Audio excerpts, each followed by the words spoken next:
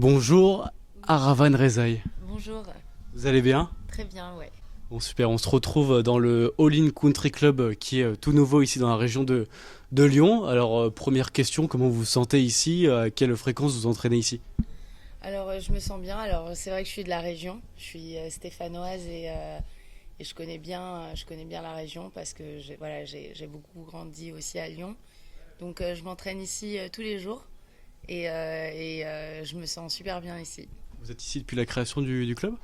Non, pas la création. Ça fait 6 mois que je m'entraîne à la All-in Academy.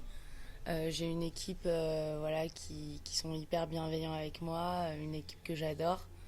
Et grâce à Thierry, à Sion et Joe, on a réussi à mettre un projet en place. Aujourd'hui, vous avez 37 ans, si je me trompe pas. Votre souhait, c'est de retrouver le haut niveau de tennis, c'est ça? C'est vrai que c'est le premier match après 2 ans et je me suis battue, c'était plus important. C'est compliqué hein, de revenir comme ça au plus haut niveau. Oui, oui, c'est compliqué parce que voilà, on essaye toujours de bien faire mais bon, je respecte Julie, elle joue très très bien et pour un premier match, je suis assez satisfaite. Ça fait quand même 2 heures de match et pour moi, c'était compliqué de frapper, d'avoir un jeu où on fait que des coups d'attaque et essayer de garder la balle pour jouer le plus possible. C'était un compromis assez difficile aujourd'hui, mais bon, j'ai été satisfaite de mon match. La réponse va vous paraître évidente, mais j'imagine que ça vous donne quand même envie de continuer. Ça ne Oui, vous déstabilise pas. pas du tout. Non, non, au contraire, mon objectif c'est vraiment de continuer, de jouer le plus de matchs possible et d'aller le plus haut. Merci beaucoup. Alors, c'est vrai que c'est un pari un peu fou. J'ai pas envie de parler d'un comeback ou de dire que je reviens. Je dirais plutôt que c'est le processus qui m'intéresse, le cheminement de ce challenge-là et d'essayer de revenir, j'ai envie de dire, au niveau que je peux. Je sais que j'ai déjà fait le deuil de la joueuse que j'ai été et que j'ai juste envie de prendre du plaisir dans ce que je fais et vraiment comme j'ai pu dire c'est le cheminement qui m'intéresse. J'ai rien vraiment à prouver parce que voilà j'ai déjà prouvé ce que j'avais à faire et là c'est vraiment que du bonus et que du plaisir. Et quelles sont vos motivations, votre moteur peut-être pour essayer de s'entraîner tous les jours et essayer de revenir au plus haut niveau? Alors, les motivations, c'est aussi le temps que je partage avec les gens ici, avec mon coach, mon équipe, voilà, Simon Blanc qui est mon coach aujourd'hui, Charlotte Ducos et Xavier Moreau comme coach physique avec Charlotte. Et on a toute une équipe, il y a le staff médical, il y a pas que ça, il y a vraiment tout le travail qu'on met en place. Et ce travail-là me motive tous les jours à revenir et à prendre du plaisir parce que vraiment le mot-clé c'est plaisir et être vraiment dans la kiffance totale quoi.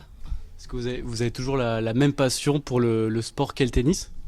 Alors la même passion, c'est une passion qui est différente parce que voilà quand on est jeune faut me connaître parce qu'il y a pas mal d'années qui sont passées.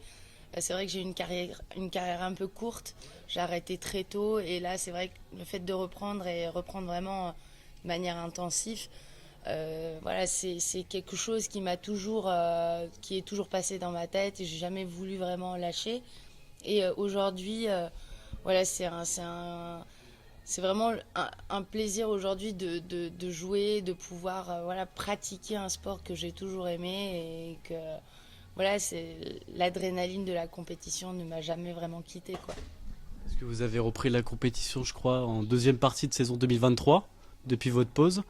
Comment vous vous sentez en ce moment sur le court depuis 2021, le dernier moment où vous avez joué, je crois? Alors c'est vrai que 2021, il y a eu pas mal j'ai vécu pas mal d'épreuves, notamment avec 2 grosses blessures, une grosse hernie discale dont j'ai été vraiment alitée au lit pendant des mois avec un corset. Voilà, j'ai dû vraiment réapprendre à marcher. C'était très compliqué. On m'avait diagnostiqué que je pouvais plus remarcher. Donc, c'était vraiment un gros combat pour moi. Et à la reprise, du coup, au bout d'un an et demi de rééducation, à la reprise, je me fais une rupture du tendon d'Achille. Donc voilà, 2022 aussi a été très long. Et j'ai repris, on va dire, mi-2023 à l'académie à fond. Et au moment où on vous dit vous pouvez plus marcher, vous aviez toujours dans la tête de reprendre le tennis à un moment où vous disiez c'est mort, quoi, c'est terminé. Non, non, non, parce qu'à ce moment-là, on relativise, on est juste bon, triste parce que on voit ces problèmes et après ça nous fait ça a été pour moi le plus beau cadeau parce que ça m'a permis de relativiser, de voir ce qu'on a dans la vie on pense que tout est acquis mais non, mais la santé est tellement importante que il suffit d'un accident, d'un moment de faiblesse, une blessure et puis toute une vie peut changer. Bon, moi j'ai de la chance, j'avais qu'une hernie discale, mais il y a tellement de gens qui ont des problèmes de santé et on oublie et ça m'a permis de relativiser sur les épreuves et la vie et voilà, aujourd'hui ces épreuves-là m'ont rendue encore plus forte, mais on va dire, j'ai jamais eu vraiment l'intention de dire il faut absolument que j'y aille ou c'est vraiment tout ce qui se passe aujourd'hui, c'est vraiment du plaisir et puis si ça marche pas, ça marche pas. Et puis si ça marche, tant mieux. Mais je pense qu'aujourd'hui, pour pouvoir partager mon expérience et tout ce que j'ai pu acquérir durant toutes ces années, et aujourd'hui j'essaye de le mettre en place et que je puisse aussi partager sur les générations futures. Parce que voilà, je vais peut-être jouer 4-5 ans maximum et j'ai envie de partager tout ça. Et pour ça, il va falloir que moi-même, je puisse être au devant de la scène et tester, essayer des choses. Et puis on verra ce que ça donne. On parle souvent de l'après-carrière, c'est toujours un peu difficile pour les personnes qui ont fait du tennis toute leur vie de se voir autre part. On voit Venus Williams qui continue de jouer de temps en temps. Enfin, vous, c'est un peu ça aussi, vous vous demandez un peu qu'est-ce que vous ferez après votre carrière de joueuse de tennis ou vous avez déjà une idée un peu en tête? C'est vrai que je vais pas passer mon temps sur un terrain de tennis à coacher des petits enfants. C'est pas du tout une passion pour moi, hein, clairement. Mais j'aime apporter mon professionnalisme, mon expérience, éventuellement avec des joueurs pros et des joueuses pros. Mais là, concrètement, j'ai pas vraiment pensé à mon après-carrière, même si je me passionne sur la psychologie, la médecine et tout ce qui est coaching mental. Aujourd'hui, j'interviens pas mal dans pas mal de réunions et on va dire de meetings à ce sujet-là. Mais pour l'instant, voilà, j'ai un projet, c'est de jouer au tennis et puis on verra après. Justement, ce projet de jouer au tennis, comment vous l'envisagez du coup? La semaine prochaine, vous serez sur un tournoi. Comment ça fait? Enfin, qu'est-ce qu'on se dit quand on a joué les plus grands tournois du monde et qu'il faut retourner sur les tournois futurs, les plus petits du circuit professionnel? Qu'est-ce qu'on se dit à ce moment-là? Comment on fait pour rebondir en fait? Bien, en fait, on pense que c'est dur. En tout cas, pour ma part, moi, je trouve que ces tournois-là, ça a son charme. C'est toute la difficulté de ce sport. Et puis, quand on réfléchit à toutes les épreuves que j'ai pu passer, pour moi, c'est déjà une victoire d'être déjà dans ces tournois-là et de pouvoir rejouer, et de marcher et de gagner des filles qui sont 300, 400, 500. Donc c'est déjà pour moi quelque chose d'assez convaincant. Après, on veut toujours plus, bien évidemment. Mais je pense pas à ce qui s'est passé avant, mais à ce qui va m'arriver dans le futur et les objectifs que j'ai envie d'atteindre. Et les petits, on va dire les petits tournois ou de seconde zone, ça fait partie du jeu et je suis prête pour ça. C'est pas forcément ce que disent tout le monde, avec les conditions de jeu qui peuvent être un peu difficiles, etc. Vous voyez vraiment un charme particulier à ces tournois futurs qui sont un peu perdus mais nulle part, où il y a très peu de spectateurs. Vous trouvez qu'il y a vraiment un charme là-dedans? Bien sûr, parce que j'ai pas ce manque-là de jouer devant les gens. J'ai déjà expérimenté ça, j'ai déjà joué sur des courses en trop. Enfin, pour moi, j'ai vécu ce truc-là, j'ai gagné des grands tournois, battu des numéro 1 mondiales, donc j'ai vécu ça. Mais ces petits tournois-là, si elles me dérangent, c'est que je suis pas prête. Donc c'est pas un peu de vent ou un terrain qui est cassé qui va me faire, on va dire, qui va me perturber pour atteindre mon objectif, quoi. Au final, qu'est-ce que ces plusieurs pauses que vous avez fait depuis votre période de gloire 2010, etc. Qu'est-ce que vous avez, enfin, qu'est-ce que vous retenez et qu'est-ce que vous avez appris grâce à ces moments en dehors des cours?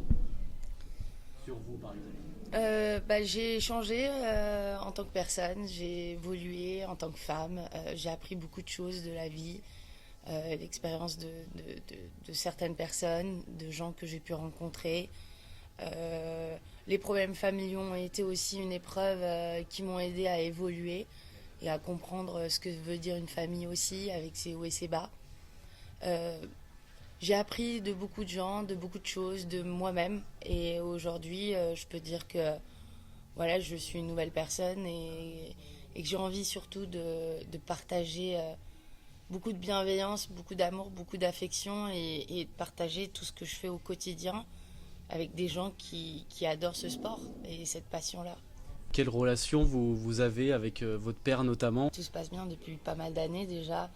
Donc voilà, c'est la période Covid nous a aidé aussi à nous rapprocher énormément parce qu'on a passé le confinement ensemble en famille. Et puis, non, les conflits, voilà, il y en aura, il y en a toujours, mais voilà, tout le monde a mis un peu d'eau dans son vin et le temps passe. Et puis, on grandit, certains vieillissent et c'est la loi de la vie, quoi. C'est les règles de la vie et on essaye aujourd'hui, je pense, de profiter au maximum de notre famille, chacun.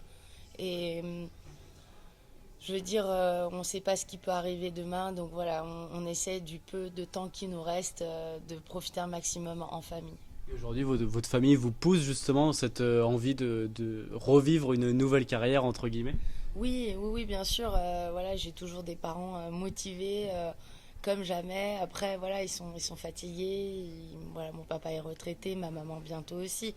Donc, voilà, ils ont fait leur temps oui, j'ai leur soutien à 100% et heureusement parce que voilà, j'ai besoin d'apaisement et de tranquillité quand je joue au tennis et le fait d'avoir une famille qui me soutient et surtout j'ai un grand frère qui joue un rôle important aussi dans ma vie déjà et dans ma carrière donc on va dire sa présence est très important pour moi. Et pendant vos périodes de pause, est-ce que vous avez eu, enfin, vous avez gardé contact avec des joueuses du Tour ou peut-être Patrick Mouratoglou avec qui vous avez travaillé? Est-ce que vous avez eu des conseils, des petits appels, comment ça va? Voilà. Est-ce que vous avez gardé des contacts avec le circuit WTA? Alors avec les joueuses, non, parce que je pense que sur certaines joueuses, malheureusement, ben, j'étais moins proche. C'est un peu, on va dire, c'est les filles, quoi. Chez les filles, en général, sont pas très, très amicales. Mais j'ai jamais eu de soucis. Si j'en ai quelques-unes, effectivement, mais voilà, j'avais aussi mes amis à côté, donc j'avais pas besoin d'être dans le milieu du tennis pour avoir des contacts. Mais j'étais plus en contact avec des garçons. Voilà, mais j'ai fait mon petit bout de chemin et voilà, ça me convient. Non, Patrick, pas de nouvelles, et tant mieux. Voilà. Ok, ok. Maintenant, vous êtes du coup aux alentours de la 800e place mondiale. Vous avez du coup un peu plus de recul sur le top du circuit WTA. En comparaison entre les années 2000-2010, où vous, du coup, vous les jouiez chaque semaine, et maintenant, quel changement vous donnez entre les meilleures joueuses du monde il y a 15 ans et maintenant? Elles jouent toutes très bien. C'est vrai que je sors d'une génération où on avait un top 10 qui était assez conséquent. On avait les sœurs Williams, Amélie Mauresmo, Marie Pierce, les Serbes, Jankovic, Ivanovic. On avait les Belges, Justine Henin, Kim Clijsters. On avait vraiment un top 10 assez conséquent. Les Russes, Sharapova, Kuznetsova. Enfin, c'était assez impressionnant. Là, aujourd'hui, c'est vrai que le tennis féminin tourne beaucoup, bouge beaucoup.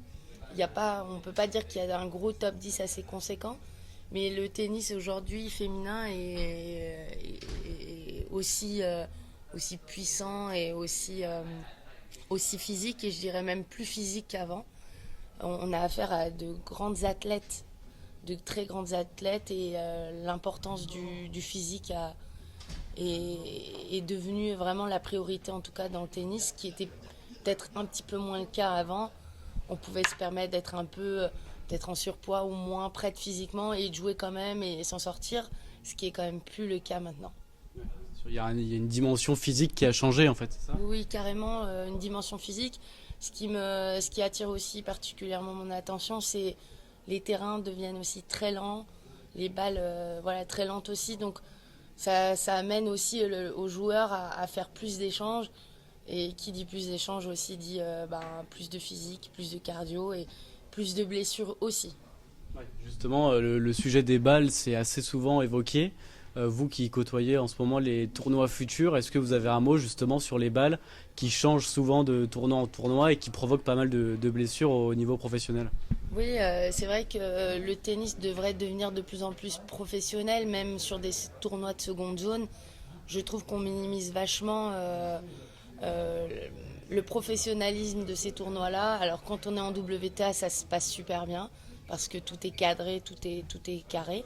Mais c'est vrai que dès qu'on retourne sur un tournoi un peu moins important, eh bien, c'est vrai que c'est pas les mêmes conditions. Mais voilà, j'ai pas vraiment de choses à dire, de mots à dire là-dessus parce qu'on est tous dans le même cas. Il n'y a pas de favoritisme pour les joueuses et les joueurs. Mais c'est vrai que ça pousse aussi à beaucoup de blessures et ça peut-être que le circuit devrait peut-être y penser et se remettre en question sur les conditions de balles et de terrain. Dans un monde idéal, qu'est-ce que vous vous proposeriez et qu'est-ce qui pourrait être adopté pour qu'il y ait moins de blessures sur le circuit professionnel par exemple? Alors monde idéal, j'y ai pas pensé, mais je pense que voilà, moi je me suis toujours adaptée personnellement. Pour mon cas, je me suis toujours adaptée en fonction des balles, des terrains, du vent, de ce qui était devant moi. J'ai tout fait en fonction de la situation. C'est vrai que j'ai une vie pas très, on va dire, agréable et j'ai pas été vraiment dans le confort. Donc j'ai pas cette analyse-là en disant il faut que ça soit plus simple, plus... Moi j'ai été plus dans l'adaptation et c'est ça qui m'a forgé. C'est ça qui m'a forgé et après c'est vrai que pour le confort physique des athlètes, peut-être qu'il vaudrait mieux revenir à des conditions où les balles sont un petit peu plus rapides, où les terrains sont un peu plus rapides. Mais on privilégie quand même on va dire les spectateurs et le show et le tennis avec des longs échanges. C'est vrai que voilà, faut mesurer entre respecter le corps de l'athlète et la passion du tennis avec des beaux points, quoi. Pour changer un peu de sujet, ces derniers mois, du coup, vous reprenez sur le tournoi futur, les tournois futurs, pardon. On sait que financièrement, c'est pas toujours évident d'assurer les déplacements, le matériel, etc. Même s'il y a les sponsors évidemment. Vous, en ce moment, en fait, vous faites tout à perdre, du coup, prendre un entraîneur, etc. Enfin, il y a aussi ça en ce moment. J'ai peut-être tout à perdre, mais je vois plutôt de l'autre côté, j'ai plutôt tout à gagner. Je pense qu'aujourd'hui, à mon âge... Je voulais dire tout à perte financièrement. Oui, oui, mais justement, j'ai plus tout à gagner, même en perte financière. Aujourd'hui, à 37 ans, je recommence à zéro. C'est un pari qui est fou et j'ai vraiment envie voilà, de revenir au plus haut niveau. Je sais que le coût financier est très important. Aujourd'hui, j'ai une équipe voilà, formidable qui me suit dans ce projet fou. Les sponsors, évidemment, jouent un rôle important. Alors j'ai un petit peu plus de chance parce que j'ai un passif. J'ai déjà prouvé ce que je pouvais faire. Donc, même malgré ça, voilà, je suis quand même à la recherche. Et voilà, c'est jamais facile puisque c'est quand même des coûts qui vont au-delà des dizaines et des vingtaines de milliers d'euros. Donc on est sur des budgets qui nous empêchent un peu de partir en tournoi. C'est pour ça que stratégiquement, je fais des tournois qui restent quand même pas mal en France, où quand je les fais, dans l'idée, c'est de pouvoir aller au bout du parcours, de pouvoir gagner un maximum de points possible pour atteindre, on va dire, la 200e place mondiale, parce que il faut savoir que À mon époque, 200e place, on ne gagnait pas. Même 100, on arrivait à peu près à rentabiliser tout ce qu'on dépensait. Aujourd'hui, c'est plus le cas. Le tennis a évolué financièrement. Donc voilà, l'idée, c'est de pouvoir atteindre la 200e place pour pouvoir subvenir aux besoins de toute une année, quoi. Vous pensez qu'il y a encore des progrès à faire là-dessus, même s'il y en a déjà qui ont été faits depuis 2010? Oui, parce qu'en fait, les joueurs qui sont là-haut sont passés par des plus petits tournois et on connaît la difficulté. C'est dommage d'arrêter une carrière sur un manque financier alors qu'il y a le talent et il y a le travail. Et ça, c'est vraiment voilà, très triste et décevant. Et on en voit passer des joueurs et des parents qui s'investissent, qui n'arrivent pas à joindre les deux bouts et qui finalement, le projet s'arrête, alors que le talent est là et le travail est là. Donc, je pense que, voilà, au lieu de tout donner à là-haut, essayer de répartir un peu aussi à ceux qui sont entre la 900, 800, 700, 400, voilà, tous ces classements-là qui justement essayent de remonter, qu'on puisse aussi se battre avec le niveau qu'on a et non pas avec les moyens financiers parce qu'on n'est pas tous pareils à ce niveau-là. Et il y en a qui sont plus aisés, qui vont partir en tournoi plus loin pour avoir plus de points, jouer contre des joueuses ou des joueurs moins forts. Je crois que ça c'est c'est une fausse idée qu'on se fait parce que quand on veut évoluer, il va falloir casser les barrages et gagner ces joueurs-là.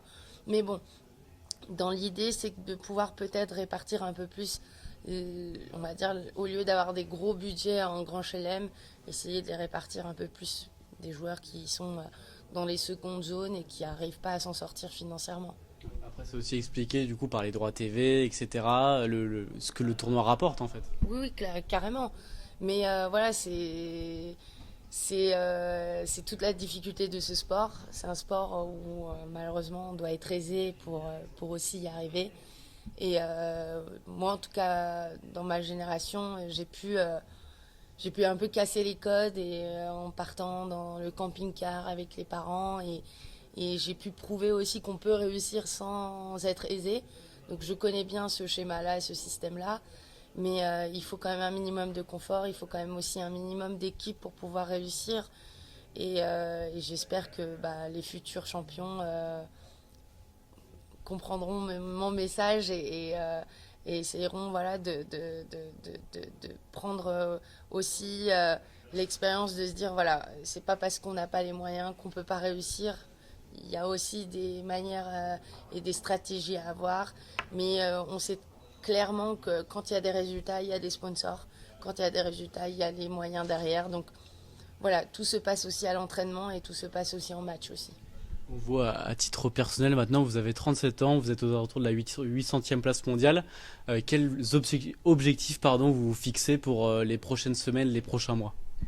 Alors je pars sur un 50 000 $ à Calvi, sur un ITF, dont le tournoi m'a généreusement offert la wildcard, donc je vais essayer d'honorer cette wildcard. Et l'idée, c'est de pouvoir rapidement atteindre les 500-400e places mondiales, au moins avant Roland Garros, pour pouvoir faire ma demande de wildcard en Grand Chelem cette année.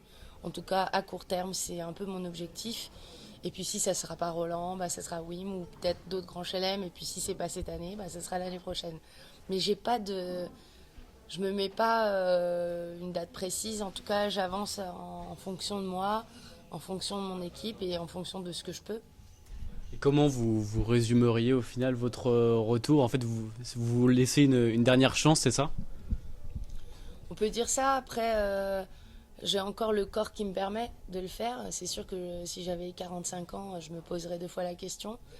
Non, j'ai encore le corps qui me permet, la volonté, la motivation et le tennis aujourd'hui qui est présent. Donc, ce serait vraiment dommage de ma part de ne pas tenter et de ne pas réessayer alors que voilà, je considère que ce que je fais, je le fais bien. Et aussi, comme j'ai pu le dire, rendre fière toute ma famille, toute mon équipe.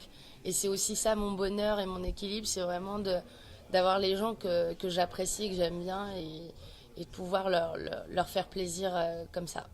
Merci Aravan. Je voulais juste revenir maintenant sur le moment le plus fort de ta carrière. Bon, tu peux me dire lequel c'est? Moment plus fort de ma carrière. J'en ai eu pas mal. C'est vrai que le tournoi de Madrid a été vraiment, on va dire, le plus gros tournoi que j'ai gagné. Même si à ce moment-là, je pensais que c'était pas le plus gros, mais voilà, avec le recul, ça reste quand même un gros tournoi. Après, il y a eu le Masters de Bali. C'est vrai que j'ai gagné ce Master-là et c'était mémorable. Mais il y a un match voilà, qui m'a beaucoup marqué. C'était un match à Roland-Garros contre Petrova. Et ce match-là, il est resté longtemps dans ma tête parce que j'ai pu partager à ce moment-là avec le public un moment fort. Un match qui s'est arrêté à 8 partout, je crois, au troisième set, et qui s'est repoussé au lendemain. Et c'est vrai qu'il y avait toute l'émotion du public, les gens. Et j'arrivais aussi à jouer un beau tennis. Et c'est vrai que ce moment-là, il était assez incroyable. Parce que le tournoi de Roland-Garros, même encore maintenant, ça reste un objectif toujours de refouler les cours Porte d'Auteuil. Enfin, c'est le tournoi de rêve pour les Français. On va dire, Roland, c'est en tant que Française, on va dire, on a de la chance d'avoir un grand chelem en France, donc autant en profiter, autant voilà, aller au bout du truc. Mais ouais, ça a toujours été mon tournoi préféré, et là où j'ai toujours voulu exceller et avoir le meilleur résultat. Et s'il fallait revenir, parce que dans quelques semaines, évidemment, il y a le Tour de Madrid 2024 qui commence, est-ce que vous pourriez faire un petit récapitulatif de votre tournoi en 2010 que vous avez gagné, avec un premier tour contre Justine Henin et jusqu'à la finale contre Venus Williams? Quels sont les premiers souvenirs qui vous viennent en tête? Mon Dieu, j'ai une mémoire de poisson rouge. Alors, si je me souviens bien, alors effectivement, premier tour, c'était Justine Henin. Deuxième tour, aucune idée. Je me rappelle plus. Je ne me rappelle de aucun de mes matchs. Troisième tour, si, je crois que c'était Petkovic, parce qu'il y avait 6 matchs. Donc, je crois que c'était Andrea Petkovic. Un match assez intense, d'ailleurs, parce que je me souviens et je savais que si je gagnais ce match-là, je passais un cap. Et puis, si je ne me trompe pas, en quart de finale contre Jelena Jankovic. Et après, demi-finale, mon adversaire, si je ne me trompe pas, elle abandonne. C'était Safarova, à peu près au milieu du premier set. Et puis je joue en finale Venus Williams. Voilà. Donc c'était, on va dire, un moment assez fort. Mais il faut aussi comprendre que on n'est pas de la même génération de maintenant et avant, parce que avant, il n'y avait qu'une télé, il n'y avait que les grands tournois qui étaient diffusés. Maintenant, avec le téléphone, Internet et tous les réseaux, on arrive à avoir beaucoup de tournois, et les tournois sont retransmis soit en stream, soit sur Internet ou à la télé. Et du coup, on arrive à mieux voir les matchs, même des petits matchs. Et c'est vrai que quand je jouais, c'était que les grands tournois, et je me rappelle de beaucoup de tournois dont j'ai participé qui n'étaient pas forcément retransmis, ou des matchs que j'ai gagnés qui étaient sur le cours numéro 2 sur un autre tournoi, mais qui ont été aussi prenants et impressionnants, et qui m'ont beaucoup marqué, et qui ne sont pas forcément sur les réseaux sociaux aujourd'hui, quoi. Pour terminer cet entretien, qu'est-ce qu'on peut vous souhaiter pour les prochaines semaines, les prochains mois? La santé d'abord? Exactement, la santé d'abord, beaucoup de joie, beaucoup de bonheur, et voilà, le mot-clé, c'est rester humble, parce qu'on ne sait pas ce que l'avenir nous réserve demain, quoi. Merci Aravan. De rien.